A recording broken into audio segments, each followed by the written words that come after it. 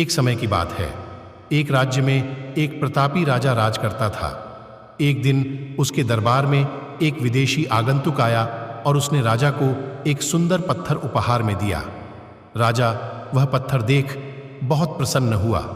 उसने उस पत्थर से भगवान विष्णु की प्रतिमा का निर्माण कर उसे राज्य के मंदिर में स्थापित करने का निर्णय लिया और प्रतिमा निर्माण का कार्य राज्य के महामंत्री को सौंप दिया। महामंत्री गांव के सर्वश्रेष्ठ मूर्तिकार के पास गया और उसे वह पत्थर देते हुए बोला, महाराज, मंदिर में भगवान विष्णु की प्रतिमा स्थापित करना चाहते हैं। 7 दिवस के भीतर इस पत्थर से भगवान विष्णु की प्रतिमा तैयार कर राजमहल पहुंचा देना। इसके लिए तुम्हें 50 स्वर्ण मुद्राएं दी जाएंगी। 50 स्वर्ण मुद्राओं की बात सुनकर मूर्तिकार खुश हो गया और महामंत्री के जाने के उपरांत प्रतिमा का निर्माण कार्य प्रारंभ करने के उद्देश्य से अपने औजार निकाल लिए। अपने औजारों में से उसने एक हथौड़ा लिया और पत्थर तोड़ने के लिए उस पर हथौड़े से वार करने लगा, किंतु पत्थर जस का तस रहा। मूर्तिकार ने हथौड़े के कई वार पत्थर पर किए, किंतु पत्थर जस का तस रहा।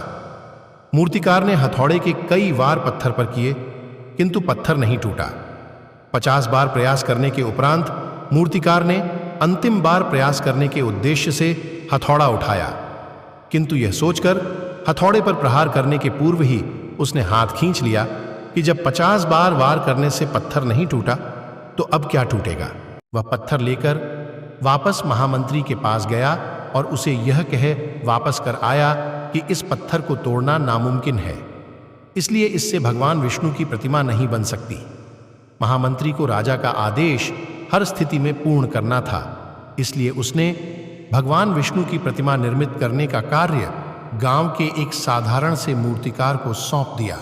पत्थर लेकर मूर्तिकार ने महामंत्री के सामने ही उस पर हथौड़े से प्रहार किया और वह पत्थर एक बार में ही टूट गया।